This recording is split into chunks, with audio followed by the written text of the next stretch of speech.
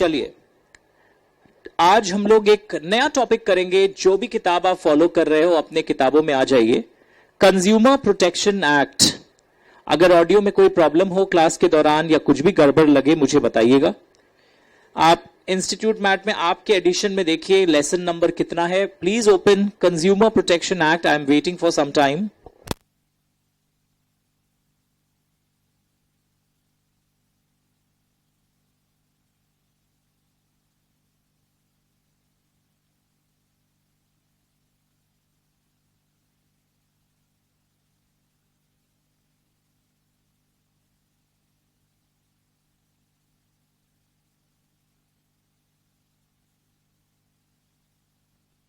Okay तो आज एक स्मॉल सेशन है ऑफ अराउंड 1 आवर जहां पर हम कंज्यूमर प्रोटेक्शन एक्ट एक नया चैप्टर नया टॉपिक शुरू करने वाले।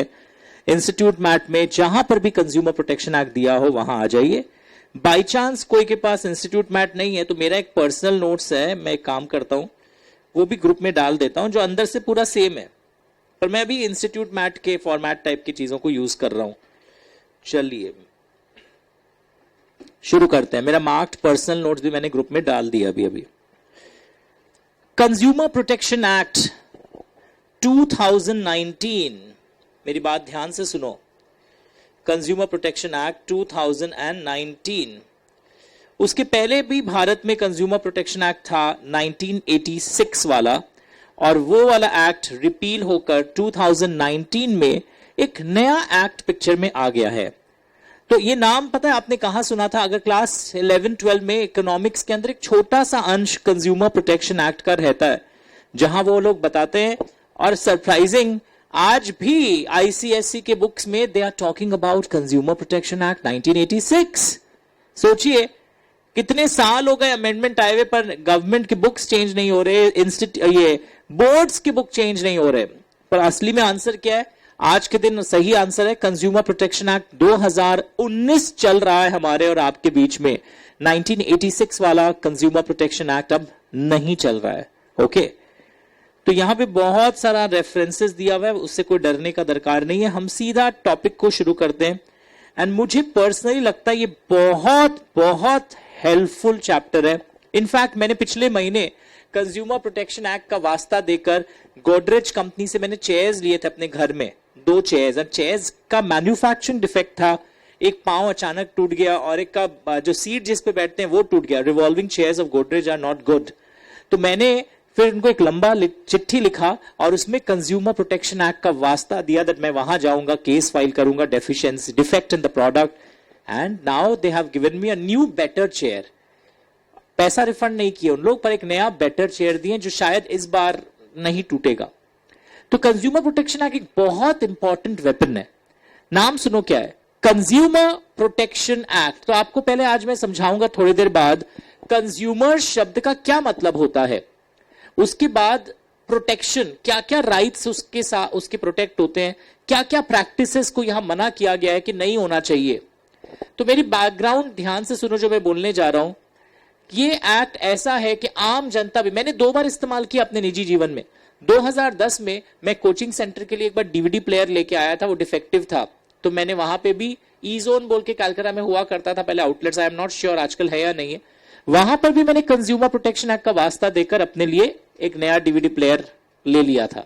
मैं कोई झूठ नहीं बोल रहा हूं, मैं एक्चुअली में जो मेरे साथ हो रहा है उसको लीगल पार्लांस में वहां झगड़ता हूं, बहुत पोलाइटली सिर्फ एक्ट के बारे में बताकर। तो तुम लोग भी जो मस्तानगिरी से झगड़ते हो ना दुकानदार से, वो छोड़ दो। Go in technical legal terms, consumer protection act जिंदाबाद। आइए let us start the class. एक सेकंड, यस। सबसे पहले इस एक्ट का एक प्रीएम्बल है। जब भी एक्ट शुरू होता है फर्स्ट पैराग्राफ में यूजुअली दिखाई देता है, यहां पर आपको मिला होगा जैसे चैप्टर अगर यहां शुरू हुआ था, मेरे नोट्स में हो सकता है अलग लेआउट हो जो मैं भी अगले हफ्ते एक बुक बनाऊंगा। This act is for protection of interest of consumers. तो interest of consumers of course यहां प्रोटेक्ट होगा, दिस इज नंबर 1। तुम लोग भी लिख रहे हो। इस एक्ट के अंदर कई अथॉरिटीज बने हैं, this is very important line, all of you look. Establish authorities for timely administration and settlement of disputes. Disputes को सेटल करने के लिए कई अथॉरिटीज बने हैं। And for matters connected therewith, consumers के इंटरेस्ट के लिए, प्रोटेक्शन के लिए, and timely settlement of consumer disputes, सारे कंज्यूमर डिस्प्यूट्स टाइम से सेटल हो जाए, इसके लिए भी यहां बंदोबस्त किया गया है। तो ये act basically consumer friendly ecosystem हमारे देश में क्रिएट करता है and strengthen the consumer rights with timely and effective administration of consumer disputes. So consumer protection act number 1, ये इंटरेस्ट ऑफ कंज्यूमर्स को प्रोटेक्ट कर रहा है। नंबर 2, यहां अथॉरिटीज स्टैब्लिश किए जा रहे हैं ताकि टाइम से कंज्यूमर डिस्प्यूट्स सेटल हो। ओके, तो दोनों पॉइंट्स मिल गए, दोनों पॉइंट्स 1 और 2 आपने लिखा अच्छे से। ओके, कौन कौन से अथॉरिटीज हैं हम लोग देखेंगे आज। तो ये लिखो, यहां पे मार्क्स तुम लोग पूछते हो ना, जो लोग कॉपी मेंटेन करते हो, ये 2 मार्क्स का एक छोटा क्वेश्चन कई बार आ सकता है, या एमसीक्यू जब बनेगा ना, एमसीक्यू में आ सकता है preamble based question. Interest of consumers, establish authorities for timely settlement of disputes, third both of the above. ज्यादातर लोग जो नहीं पढ़े हुए होंगे वो सिर्फ कंज्यूमर प्रोटेक्शन एक्ट पढ़कर इंटरेस्ट ऑफ कंज्यूमर्स को मार्क कर देते हैं, तो वो गलत हो जाएगा। यहां एमसीक्यू में both are the basically the objective of consumer protection act. Okay, now main features क्या है देखेंगे, धीरे धीरे वो देखते हुए देखेंगे।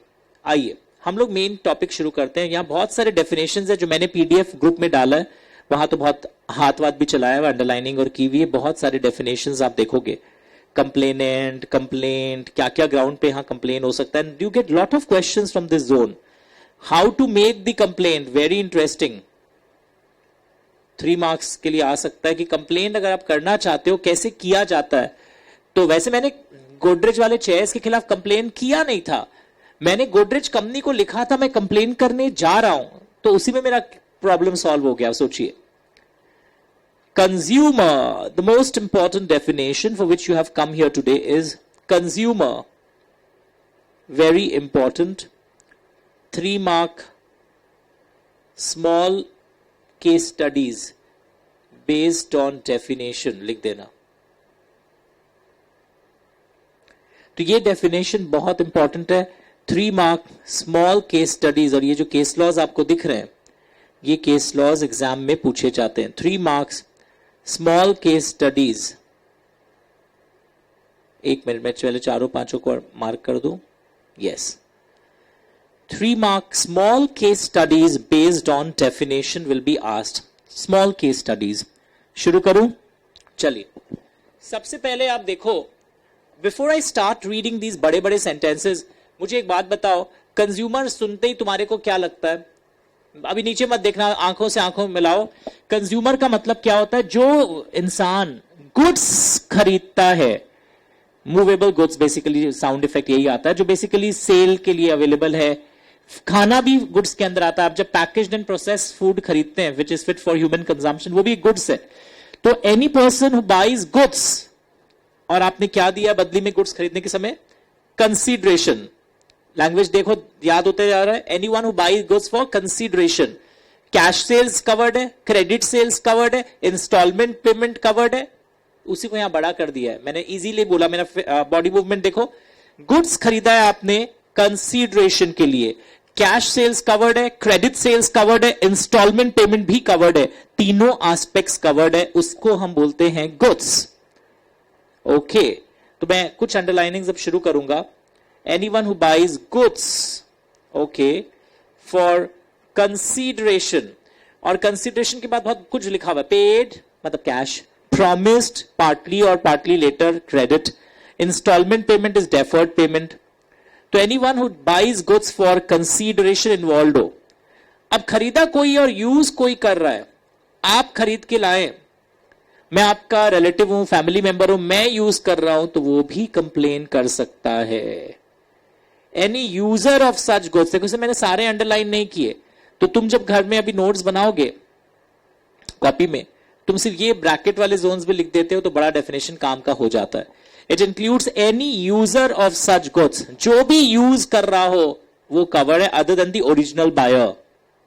तो आप पूरा बड़ा पैराग्राफ नहीं कॉपी करोगे। जब घर में होमवर्क में आप इस डेफिनेशन के एक्सट्रैक्ट को कॉपी करते हो हर दिन, जो लोग रेगुलरली क्लास कर रहे हैं उनको पता है। So consumer means any person who buys goods for consideration, and it includes any user of such goods. Okay. But क्या included नहीं है वो देखो.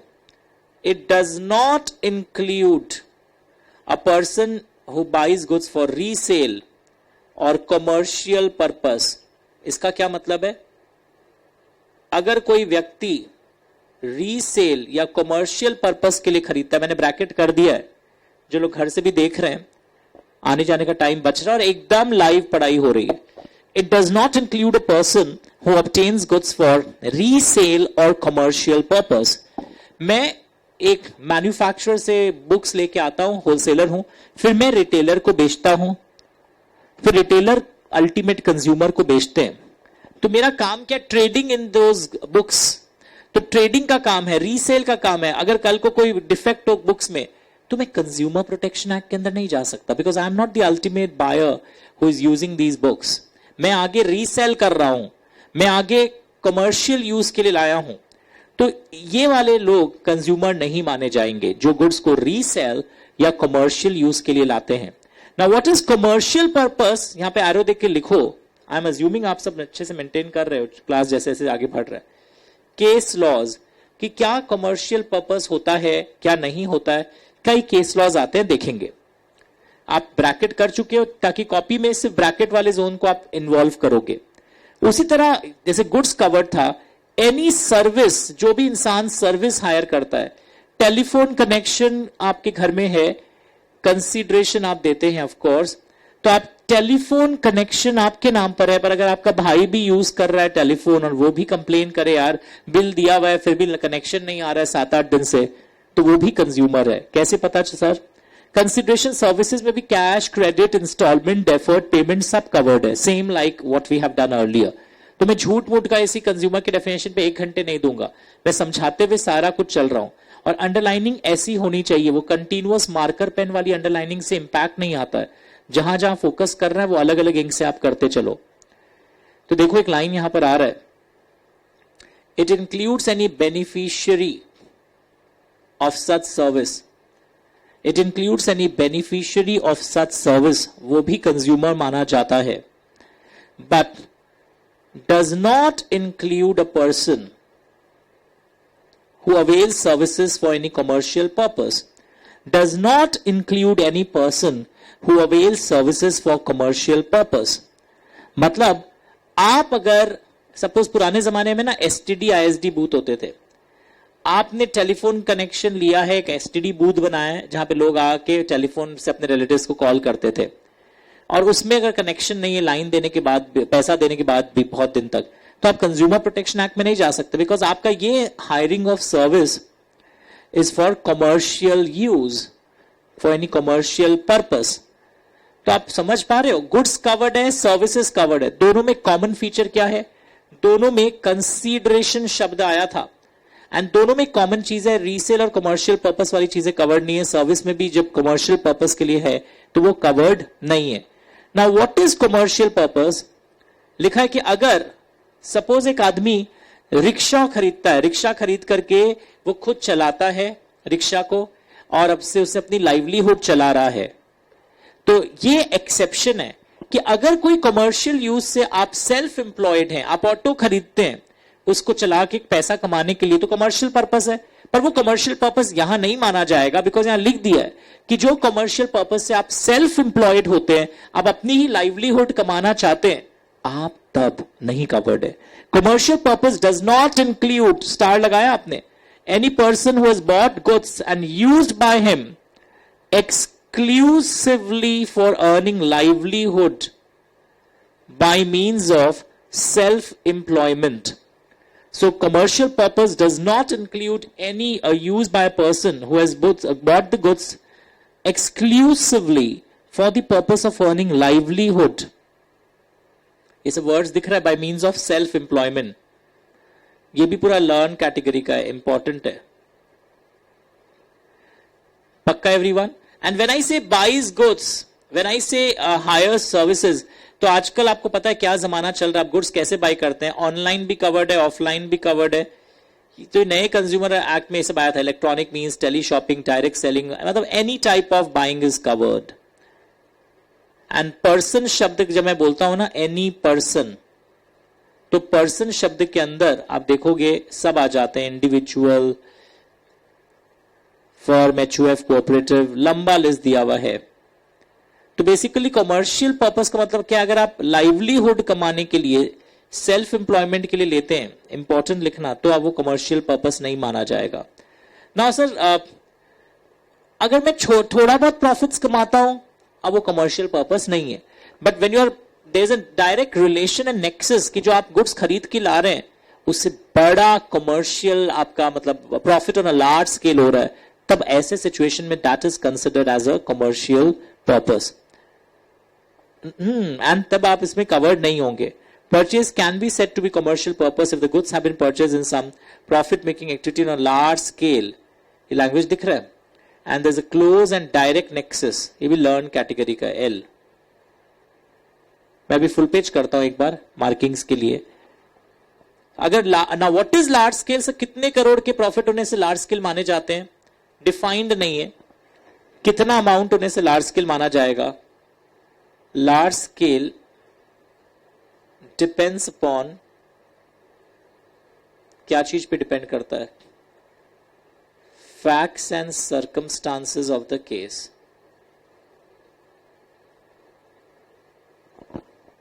Large scale depends upon facts and circumstances of the case. Start doing it.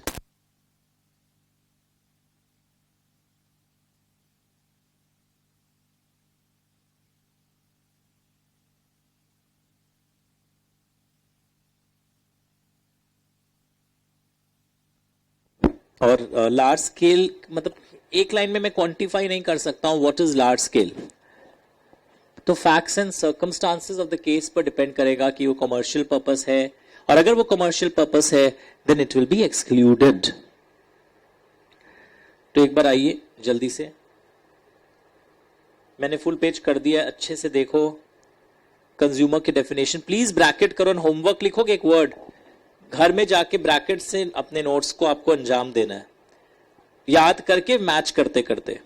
और ये definition IMP जो लिखा है ना, self employment and livelihood, exclusively for livelihood. तुम अगर 5-6 ऑटो खरीदते हो और कई ड्राइवरों से उसको चलाते हो, तब वो क्या हो गया? कमर्शियल पर्पस है, एंड फिर वो कंज्यूमर नहीं माना जाएगा. नहीं सर उस ऑटो, ये तो कैसे नहीं माना जाएगा सर? बिकॉज लिखा हुआ है, क्या एक्सक्लूडेड है कमर्शियल पर्पस से? अगर आप सेल्फ एम्प्लॉयड हो, उसमें खुद ही आप ऑटो खरीदे हो, खुद ही चला रहे हो, आप ऐसे 15, 20, 50 ऑटो खरीद करके भाड़े के ड्राइवर्स को रख रख के चला रहे हो, वो नहीं चल रहा है यहां पर. Taken the markings everyone. IMP भी लिखा है, वो वापस बोल रहा हूं कई बार, आप सुनते नहीं, बिकॉज यहां से केस स्टडीज आता है. And even this part, what is large scale, that will depend upon facts and circumstances of the case. तो आइए एक एक करके देखते हैं ना. एक फेमस केस लॉ है, जैसे दिवाली के दिन हिंदू धर्म में आप लक्ष्मी देवी को याद करते हैं, तो हमारा पहला case law Lakshmi engineering works, और इंजीनियरिंग है तो और एक तरफ इंडस्ट्री भी दिखाई देगा, versus PSG industrial institute. Supreme court का जजमेंट है, लर्न द नेम, वरना मैं सारे नाम याद करने नहीं बोलता हूं. ये नाम बहुत फेमस है, लर्न द नेम.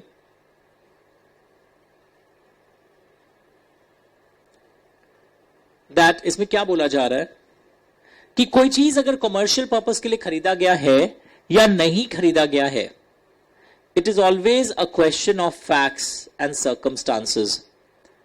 तो अगर इसमें फिर इन्होंने एक्सप्लेन किया, if the commercial use is by purchaser himself for earning livelihood, जैसा पढ़े थे, bye means of self employment, he is a consumer, उसे कंज्यूमर मान लिया जाता है. But if a person has purchased machine, okay, इंसान ने मशीन खरीदा है और उस मशीन से लिखा हुआ language, start writing. If a person has purchased a machine to operate it himself for earning livelihood, he would be a consumer. if such person took the assistance of 2 or more persons in operating the machine, he would still be a consumer. If such person took the assistance of 1 or 2 persons to assist him in operating the machine, he would still be a consumer. Language mila? But if a person purchases a machine and appoints another person exclusively, खुद काम ही नहीं कर रहा है, सारा दूसरे लोगों से काम करवा रहा है, then he will not be a consumer. जैसे वापस सुनो ध्यान से, मैंने मशीन खरीदा, ओके, और मैंने अपने को हेल्प करने के लिए उस मशीन पे 2 लोगों को रखे, मैं अभी भी कंज्यूमर हूं, पर मैंने मशीन खरीदा, लोगों को ही से अपॉइंट कर रहा हूं, मैं नहीं मशीन पे काम कर रहा हूं, तो मैं फिर कंज्यूमर नहीं हूं. बिकॉज वो लाइन क्या था, self employment was another important word. जहां पर जो हमने देखा self employment is a very important word. Another word which I saw was livelihood. दोनों शब्द दिख रहे थे, लाइवलीहुड वाला भी एंड सेल्फ एम्प्लॉयमेंट वाला भी. ध्यान से देखो जो मैं बोलने जा रहा हूं. So this case law, it is known as Lakshmi engineering works versus PSG industrial institute. ये केस लॉ क्या बोल रहा है, whether the purchase is for commercial purpose और not, it would depend upon the facts and circumstances of the case.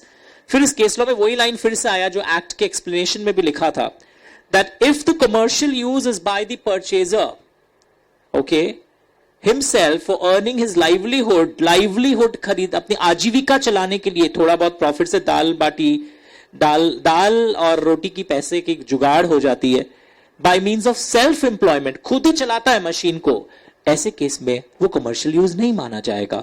और जब commercial use नहीं है तब वो कंज्यूमर है. अच्छा ठीक है सर, बट अगर आपने कोई मशीन खरीदा है, उस पर 2-3 हेल्पर्स किए, आप तो भी कंज्यूमर है. पर अगर आपने मशीन खरीदा है, खुद तो चलाते ही नहीं हो, सिर्फ ऑपरेटर्स को रख रखा है मशीनें खरीद करके, तो आप फिर कंज्यूमर नहीं हो. बिकॉज तब वो आपकी चीज कमर्शियल पर्पस मानी जाएगी. क्यों सर? क्योंकि आप सेल्फ एम्प्लॉयड नहीं हो. ओके, यानी सेल्फ एम्प्लॉयमेंट एंड लाइवलीहुड दोनों क्राइटेरिया चेक करने बोला गया लक्ष्मी इंजीनियरिंग वर्क्स में. एंड उसके अलावा या मोस्ट इंपॉर्टेंट थिंग क्या है, facts and circumstances of the case को देखिए.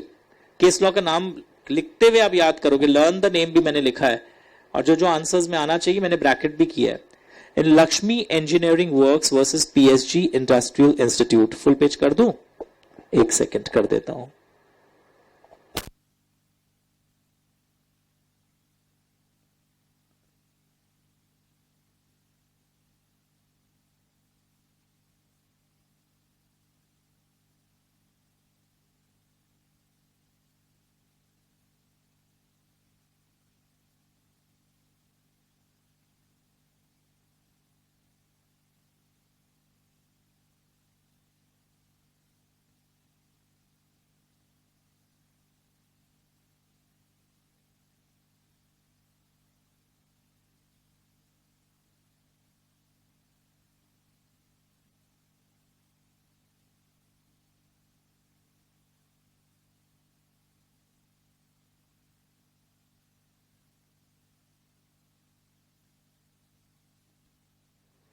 तो आज बहुत इंपॉर्टेंट डेफिनेशन हम लोग मिलकर सीख रहे थे यूजिंग द मैट, इंस्टीट्यूट के मैट को यूज करते हुए या मेरे नोट्स को जो भी. तो डिड यू अंडरस्टैंड? तो कंज्यूमर की डेफिनेशन एक आखिरी बार, anyone who buys goods for consideration, cash, credit, instalment, deferred payment. It also includes any user of such goods with the consent of the original buyer, but not the original buyer. वो भी consumer है. But if you are purchasing goods for resale or commercial purpose, you are not a consumer. याद रहेगा? Very good. वैसे एक नाम आ रहा है भूपेंद्र जंग बहादुर गुना. भूपेंद्र जंग बहादुर गुना में what happened? What happened in Bhupendra Jung Bahadur गुना? अच्छा, सर्विसेज में भी सेम चीज थी, और livelihood and self employment act के उस एक्सप्लेनेशन में भी लिखा था कंज्यूमर के डेफिनेशन में. In explanation to the definition of consumer given in consumer protection act भी लिखा हुआ था. एंड लक्ष्मी, मेरे साथ साथ बोलो, Lakshmi engineering works versus PSG industrial institute is a landmark judgement of supreme court. तो नाम याद होना चाहिए. तो जो लोग कॉपी में बना रहे हैं ना, डेफिनेशन एंड ये केस लॉ का नाम भी अच्छे से लिखिए. मैं बीच में गैप दूंगा तब लिख लेना ना। भूपेंद्र जंग बहादुर गुना में क्या हुआ था, एक ट्रैक्टर खरीदा गया। आप फार्मर हैं, बोलते हैं मैं लैंड को टिल करूंगा, और एक ट्रैक्टर खरीदा गया। और जब खाली समय रहता था आप ट्रैक्टर को दूसरे खेत वालों को और फार्मर वालों को भाड़े पर दे देते थे। Okay, and let it out on hire during the idle time to till the land of others. ऐसा अगर हो रहा है, it would not amount to commercial use. Idle time में अगर आप भाड़े पर दे रहे हैं तो वो कमर्शियल यूज नहीं है। अगर आइडल टाइम में आप भाड़े पर दे रहे हैं तो वो कमर्शियल यूज नहीं है। तो in Bhupendra Jung Bahadur Guna national commission में, tractor was purchased primarily to till the land of the purchaser and during idle time आप भाड़े पर देना चाहते हैं, नॉट पर स्टार लगा दो। Okay, next question. Window of deceased policy holder was a consumer under the act, okay, by decided by state commission in the case of A Narasimha versus LIC of India। यानी कि एक policy लिया है एक lady के husband ने, तो उसकी जो विडो होगी वो भी कंज्यूमर मानी जाएगी।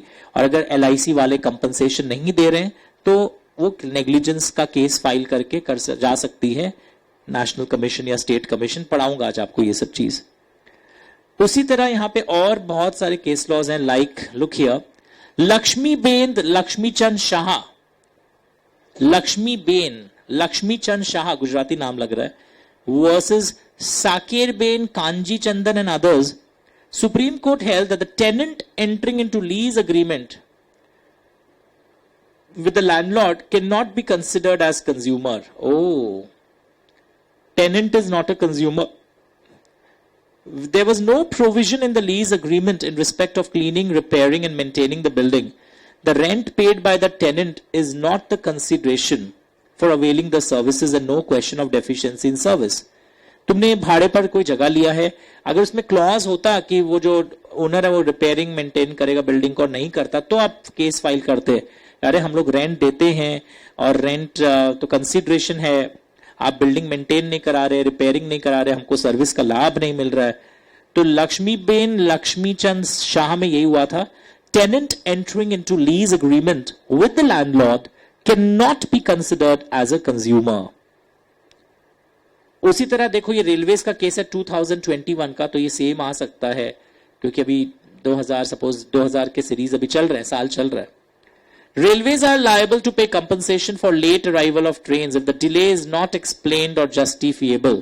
The railways are required to lead the evidence and explain the late arrival of trains to establish and prove the delay occurred because of the reasons beyond their control. Flood aa gaya, riot ho gaya. At least the railways are required to explain the delay which railways failed. It cannot be disputed that every passenger's time is precious and they might have booked the tickets for further journey, like in the present case kuch hua tha. तो बोलते हैं railways have to explain the reasons for delay.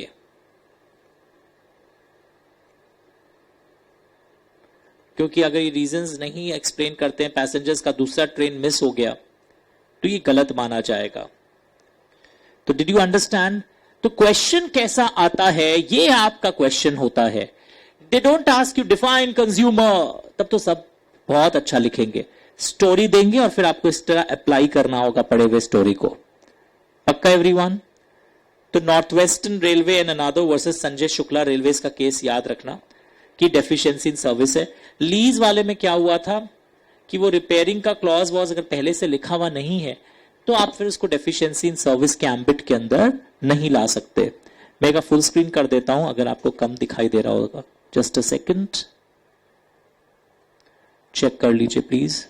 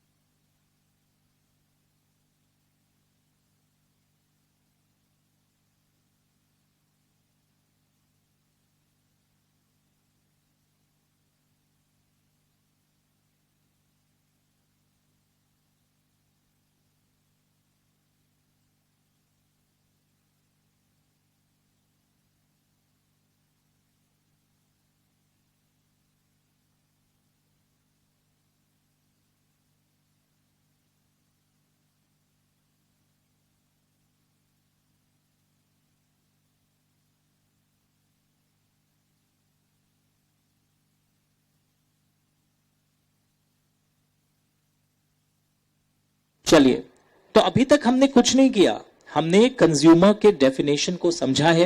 We have understood the definition of consumer. अच्छा, how to make the complaint 3 marks लिखो, पर once I do the various type of redressal forums के बारे में करवा दूं, फिर आप ये करोगे. बट ये जरूर लिखो, how to make the complaint. Copy में जो लोग मेंटेन कर रहे हो, copy notes are very very important. लिखना आपने कॉपी में भी. कॉपी में पूरा कंज्यूमर का डेफिनेशन नहीं करना है, जो जो मैंने ब्रैकेट किया याद करके आज लिखोगे. सर बोरिंग लगता है वापस लिखने में, आज लिखोगे टाइम कम लगेगा. ओके. एंड ये केस लॉस के नाम भी, लक्ष्मी भी आया हुआ एग्जाम में, भूपेंद्र भी आया हुआ एग्जाम में, सब ए नरसम्मा भी एग्जाम में आया हुआ है, लक्ष्मी बेंद भी एग्जाम में आया हुआ है. ये एग्जाम में आना बचा हुआ है, तो ये नया बुक में जुड़ा है. तो they will ask you this particular question, North Western Railway and another versus Sanjay Shukla. याद रहेगा? Very good. नाउ छोटे से कुछ डेफिनेशन है. गुड्स, तो गुड्स मतलब हो गया, यहां पे लिखा हुआ है सेल ऑफ गुड्स एक्ट के अंदर, मतलब कि movable goods, every kind of movable property. Understood? And it includes shares also, growing crops, because आप उसको जमीन से अलग सेपरेट कर सकते हो. Grass, things attached to earth but they are agreed to be separated before sale. Okay. तो shares goods होते हैं क्या? तो एक बहुत फेमस केस लॉ है, Morgan Stanley mutual fund versus Kartik Das. Shares are goods after allotment. Allotment के बाद शेयर्स भी गुड्स होते हैं. Are you understanding? तो पहले गुड्स का डेफिनेशन दिखाई दिया आपको. Goods means, goods as defined in sale of goods act. वाह, हम लोग पढ़ रहे हैं कंज्यूमर प्रोटेक्शन एक्ट और हमको रेफर करना पड़ेगा सेल ऑफ गुड्स एक्ट. इस टाइप की चीज आप पढ़ोगे, इसको बोलते हैं हम लोग external aid to interpretation, that when we have to refer to other acts while studying and analysing a particular act, हम दूसरे एक्ट को रेफर कर रहे हैं, तो ये एक्सटर्नल हेल्प है. This is one of the aids when which are used while interpreting statutes. एक चैप्टर आप पढ़ोगे लाइफ में, जूरिस्प्रूडेंस में भी होता है, अदर लॉज में भी होता है, इंटरप्रिटेशन ऑफ स्टैट्यूट. कानून को पढ़ने के लिए हेल्प प्रिंसिपल से मिलता है और इस टाइप के एड्स से भी मिलता है. सो गुड्स का definition understanding everyone. Now who is not a consumer? कौन कंज्यूमर नहीं माना जाता है? What are various type of consumer rights? Okay, एक सेकेंड आओ यहां पर. जैसे गुड्स का डेफिनेशन दिया हुआ था, तो इसमें पता चल गया, शॉर्ट में अगर बोले तो जो मूवेबल गुड्स होता है वो यहां पर गुड्स होते हैं. Because sale of goods act के में immovable property is not considered as a goods. वैसे ही यहां पे आप देखोगे एक दो पेज बाद, I am just trying, service का डेफिनेशन भी दिया हुआ है. एक दो पेज बाद सर्विस का डेफिनेशन दिया हुआ है. एक बार आइए प्लीज, आ जाइए.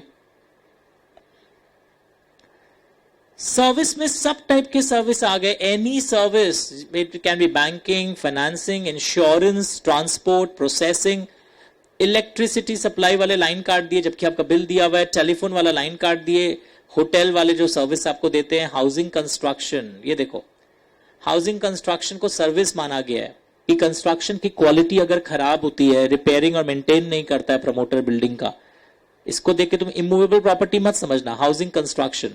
एंटरटेनमेंट पार्क्स में झूले में डिफेक्ट था, आप जिस झूले में झूलने गए थे एंटरटेनमेंट पार्क में, वो गिर गया ऊपर से. Are you understanding? तो ये बेसिकली लंबा लिस्ट है कि ये सारी चीजें सर्विस है, एक आइडिया होना चाहिए. यहां देखने लायक बात ये है, इट डज नॉट इंक्लूड, क्या नहीं आता है, क्या नहीं आता है सर्विस के अंदर? Any service which is free of charge. Free of charge वाली जो सर्विसेज होती है वो यहां नहीं आती है. क्यों नहीं आएगी? क्योंकि डेफिनेशन में आपने पढ़ा था, who hire services for consideration. तो जहां कंसीडरेशन है ही नहीं वो नहीं आएगा. और एक क्या नहीं आएगा?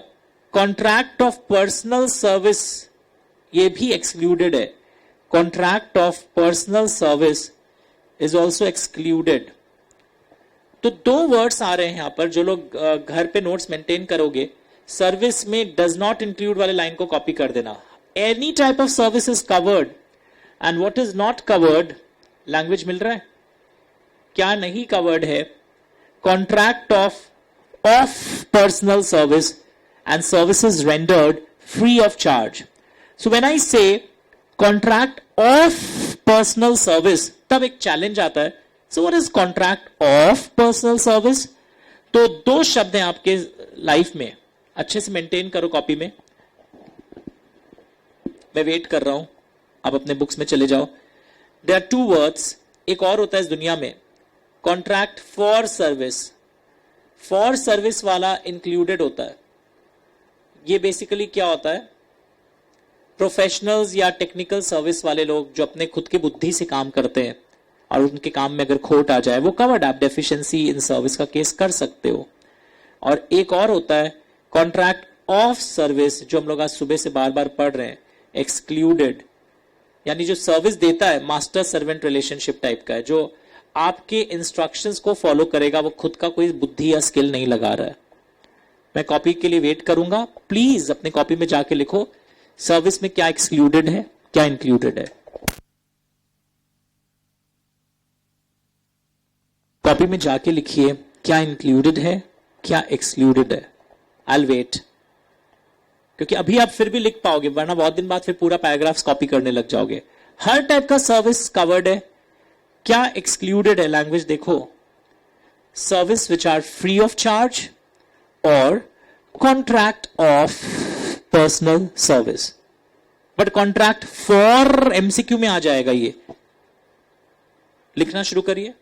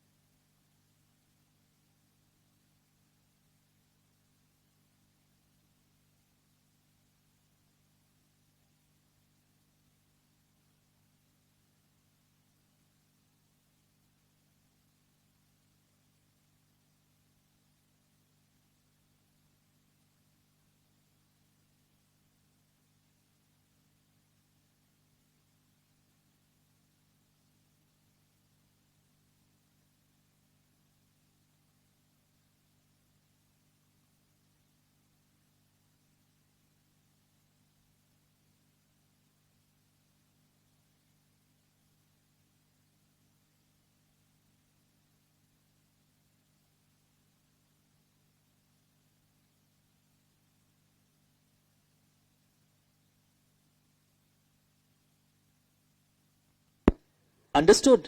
तो सर्विस शब्द के अंदर क्या इंक्लूडेड है, लेआउट, एंड सर्विस शब्द के अंदर क्या एक्सक्लूडेड है, दोनों हमने देखा।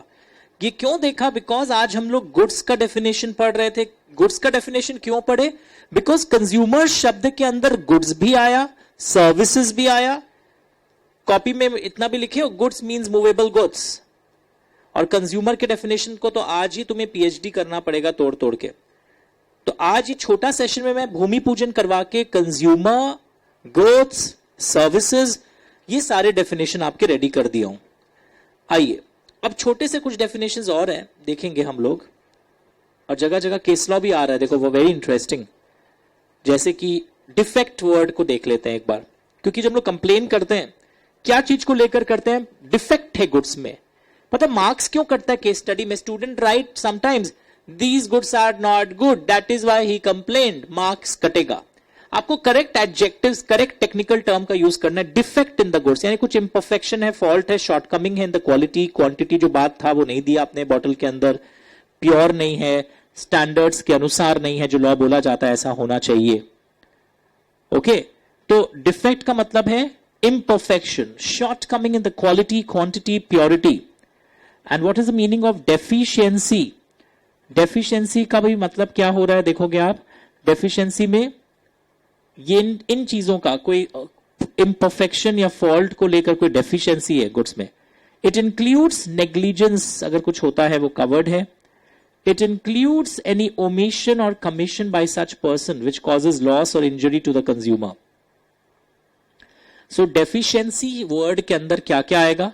It includes act of negligence, act of negligence covered है कि जो गलत हो जाता है चीज, जो होना चाहिए था आपने नहीं किया, वो कवर्ड है। हर समय गलत चीज करना ही डेफिशिएंसी नहीं है, जो करना चाहिए था और नहीं किया, ध्यान नहीं रखा, या कोई इंफॉर्मेशन आप कंज्यूमर को जानबूझकर पूरा नहीं बताए, ये भी क्या है, डेफिशिएंसी माना जाता है। पढ़ के देखिए। और कौन प्रूव करके दिखाएगा कि डेफिशिएंसी है? तो सुप्रीम कोर्ट का एक जजमेंट आया अक्टूबर 2021 में, that burden of proof, please write it down, नया चीज है ये, बर्डन ऑफ प्रूफ की डेफिशिएंसी है इज ऑन दी कंप्लेनेंट, जो कंप्लेन करता है उस पे बर्डन ऑफ प्रूफ है। Start reading, start doing it, please लिखिए।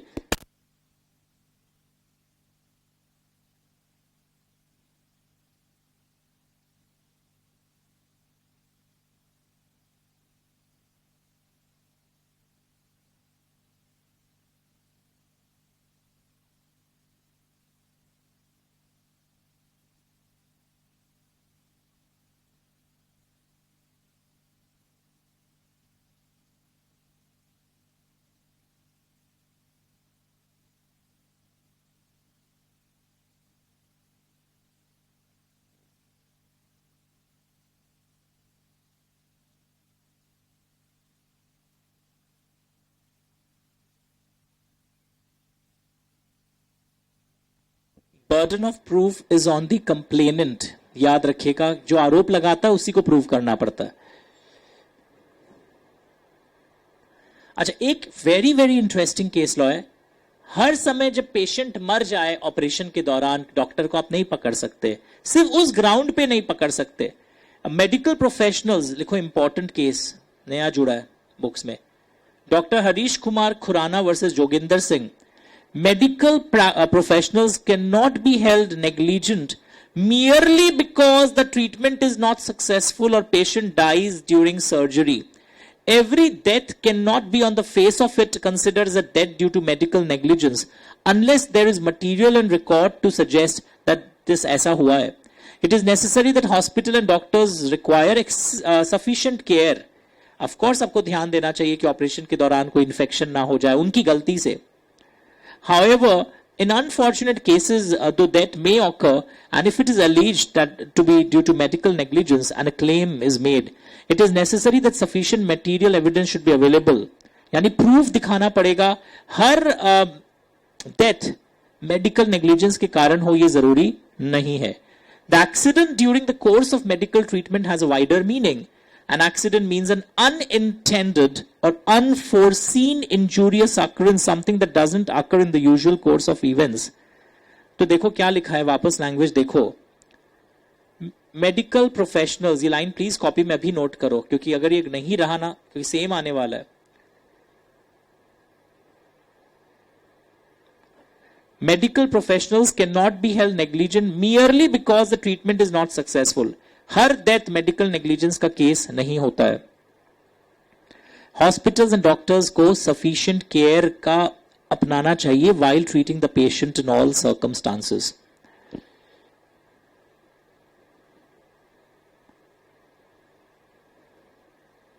का यहां तक पढ़ोगे आप। ये लाइन बहुत इंपॉर्टेंट था। तो डेफिशिएंसी और डिफेक्ट वर्ड्स याद रखना। Defect in goods word use किया जाता है, डेफिशिएंसी वर्ड सर्विस के कॉन्टेक्स्ट में यूज किया जाता है। तो you have to be very very careful. और ये सब चैप्टर्स जैसे जैसे हो रहे हैं ना, वैसे वैसे आप अपनाते जाइए, सल्टाते जाइए। आप इसको अगर रख लोगे, फिर से भी चल रहा है आपका पैरेलली कैलकाटा में, तो आप मुश्किल में आ जाओगे। जैसे जैसे we are proceeding, try to cover it up. तो डिफेक्ट इन गुड्स एक शब्द आ रहा है, डेफिशिएंसी इन सर्विस एक शब्द आ रहा है। नोट कर रहे हो अच्छे से, देखो ध्यान से। Defect in goods and deficiency in service. मैं फुल पेज कर देता हूं, कोई को अगर मार्किंग नहीं दिख रही है अच्छे से। तो एक छोटा सा क्लास हमने अभी प्लान किया। तो ये कंज्यूमर प्रोटेक्शन एक्ट 2019 का एक बेसिक सा क्लास है। अब इन डेफिनेशंस को मैंने वापस कॉपी में लिख लिख के क्लास को नंबर ऑफ आवर्स नहीं बढ़ाया अननेसेसरली। ये एकदम सिंपल है। ये रीडिंग टाइप के डेफिनेशन है, रीडिंग, लर्न नहीं बोला था मैंने, अल्फाजों को सीखने बोला मैंने। दिस वाज लर्न कि डेफिशिएंसी में क्या इंक्लूडेड है। कई बार केस लॉ का पार्ट होता है। बर्डन ऑफ प्रूफ किस पर होता है, एमसीक्यू में आ सकता है। वापस देखिए जो लोग अभी भी ठीक से नहीं देख रहे हैं, मैंने जूम कर दिया है चीजों को फिर से। तो 5 मिनट और हम फिर मिलेंगे। और हो सकता है अगर आफ्टरनून में कोई एक्स्ट्रा क्लास लूं तो आपको आधा एक घंटे पहले बोल दूंगा। इसी क्लास को फिर आगे हम लोग एक ब्रेक के बाद हो सकता है आफ्टरनून में भी लाइव ऑनलाइन लें अराउंड 2:45। अभी मैं श्योर नहीं बोल रहा हूं, वरना फिर कल लेंगे।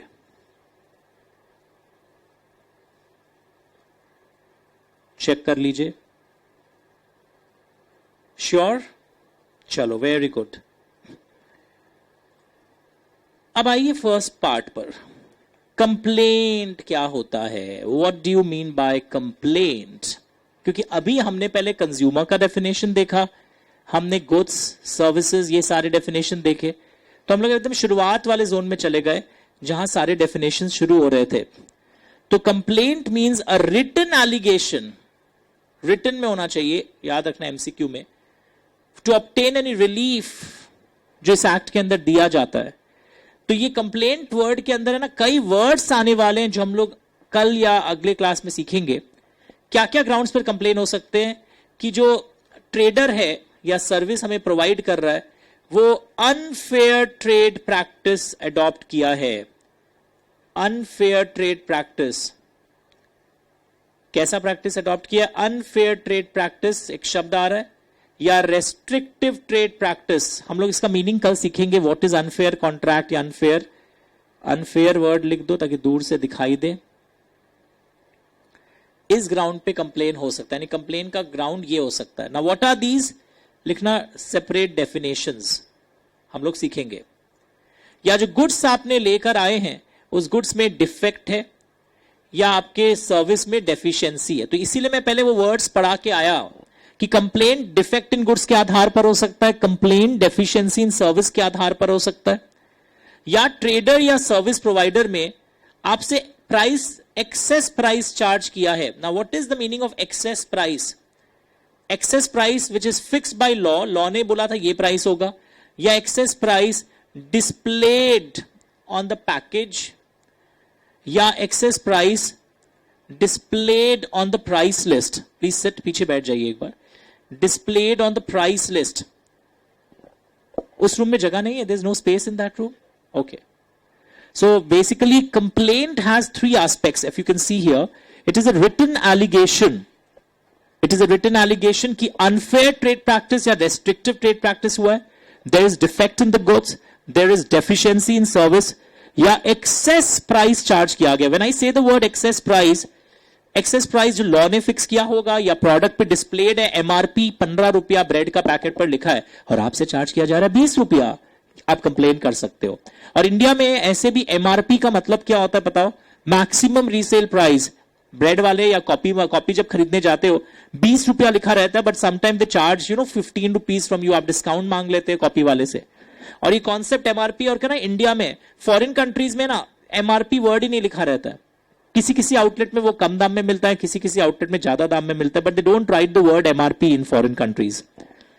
तो ये excess price is one of the ground. ये ग्राउंड्स ऑफ कंप्लेंट क्यों इंपॉर्टेंट है लिखना? इसके पास ही लिख देना, इंपॉर्टेंट फॉर केस स्टडीज, कि वो कंप्लेंट का ग्राउंड पहले तो आप समझोगे कंज्यूमर है या नहीं जो आदमी कंप्लेन करने गया है, जिस ग्राउंड पे वो कंप्लेन कर रहा है वो क्या complaint with in the meaning of consumer protection act माना जाएगा। पॉइंट 5, डेंजरस हैजार्डस गुड्स आप बेच रहे हो, क्योंकि सेफ्टी स्टैंडर्ड्स होता है कई बार, कुछ सपोज आप कोई दवाई बेच रहे हो और उसमें अगर सेफ्टी स्टैंडर्ड्स नहीं है, कितना क्वांटिटी लेना है, या कुछ दवाई बिना प्रेस्क्रिप्शन नहीं बेच सकते हैं, वरना यंगस्टर्स क्या करने लगते हैं, नशा करते हैं उस दवाई का एक्सेस डोसेज लेकर। जैसे एक बहुत फेमस दवाई था, आपने नाम सुना होगा, Corex drive cough syrup.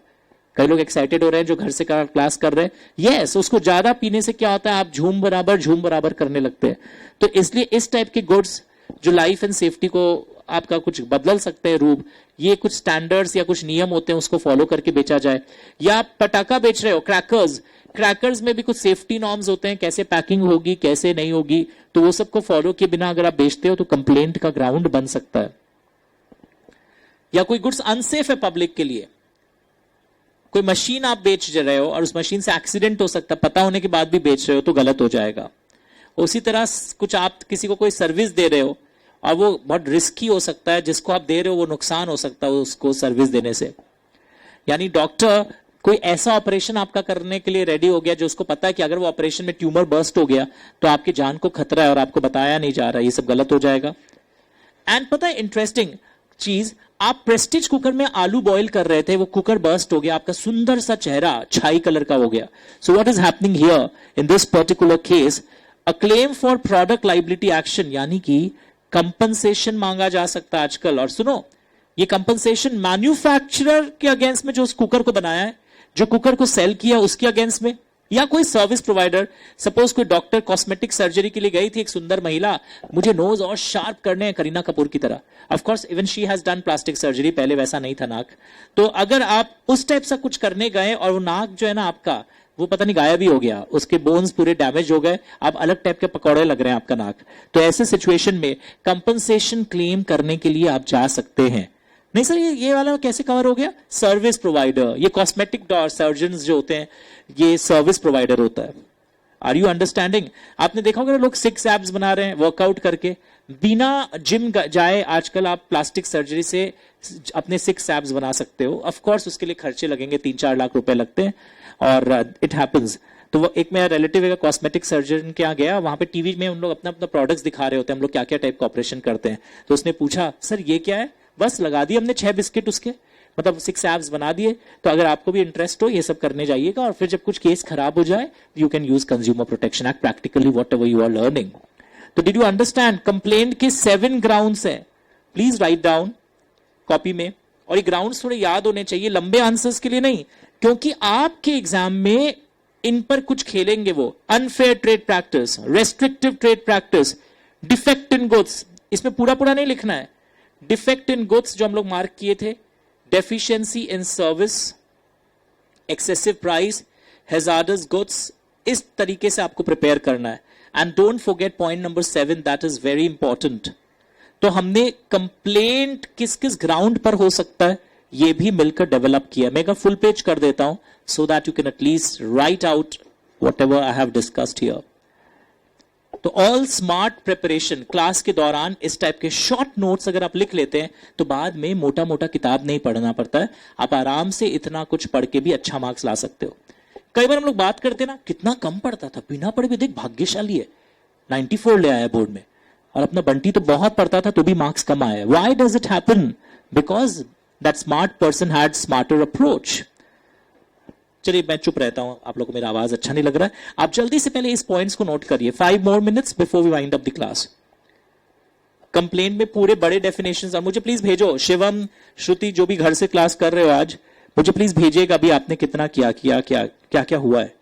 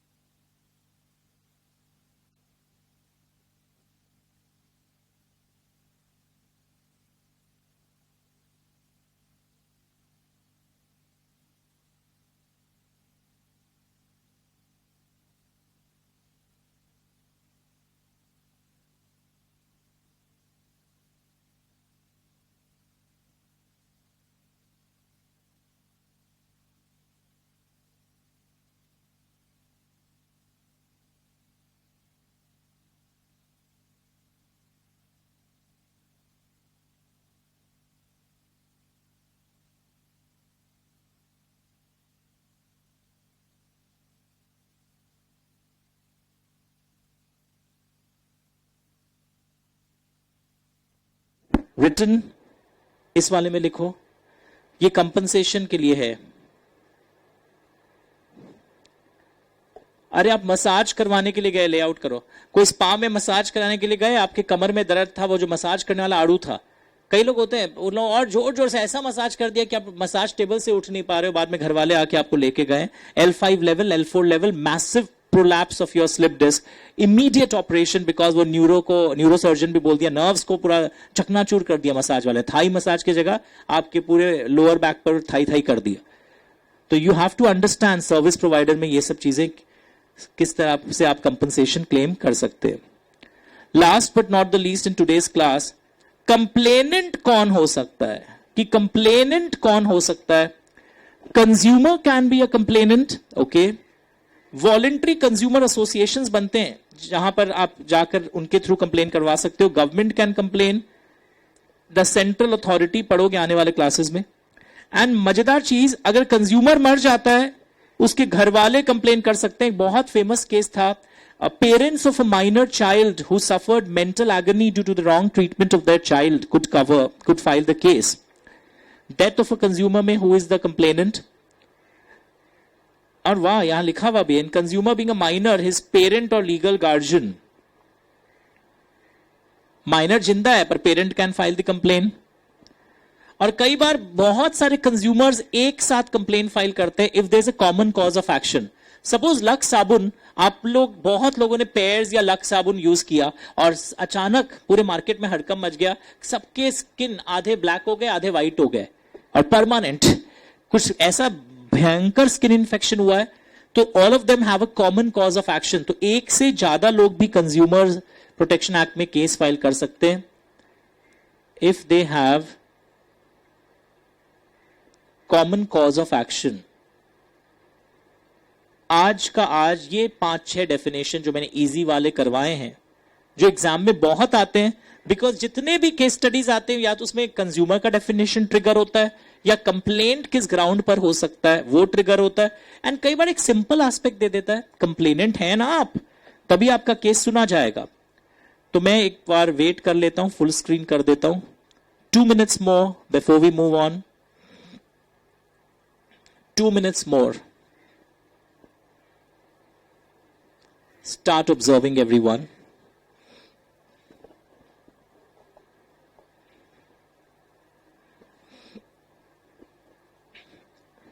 Start observing everyone.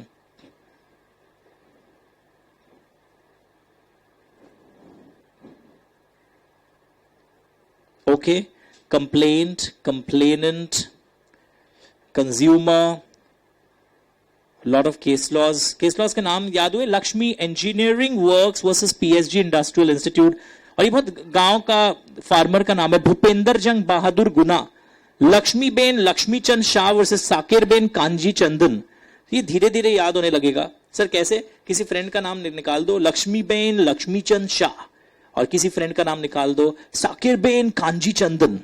तो ये हौले हौले धीरे धीरे याद होगा। गुड्स का डेफिनेशन, सर्विस का definition, all these things, defect, deficiency, ये हम लोग आज कर लिए। अगले क्लास में हम लोग आरटीपी करेंगे। Sir revisional test paper? No. Restrictive trade practice, very important definition. Unfair trade practice, ये दोनों शब्द यूटीपी एंड आरटीपी आज हमने कंप्लेंट के अंदर देखा था। UTP definition is very important, आज ही लिख लीजिए। अगर बाई चांस कल कोई एब्सेंट हो जाता है या आज ही आफ्टरनून में एक एक्स्ट्रा सेशन होने का बात है, UTP and RTP both definitions very very important. पक्का? एंड एक और चीज बता दूं, आने वाले दिनों में यहां आपको दिख रहा है कंज्यूमर प्रोटेक्शन काउंसिल्स, और यहां दिख रहा है रिड्रेसल कमीशन। ये इंपॉर्टेंट है, इनके नाम, इनके कैसे कैसे इनको डिवाइड किया गया है। Even in BCom exam, Xavier's के एग्जाम्स में इस टाइप के क्वेश्चंस भी पूछ लिए जाते हैं। Apart from this, in the next class we will do lot of other things. यहां पे एक सेंट्रल अथॉरिटी स्टैब्लिश किया जाता है, उसके बारे में हम लोग देखेंगे। तो वी विल मीट अगेन। इनके जुरिस्डिक्शंस पे क्वेश्चंस आते हैं बीकॉम एग्जाम में, jurisdiction of district forum, jurisdiction of state commission, appeals कैसे हो सकते हैं। तो मेन भूमि पूजन has been done, now we will move again forward in the next class. तो आज के क्लास में हम लोग बस यहीं तक पढ़ेंगे and will meet again in the next class. Thank you so much.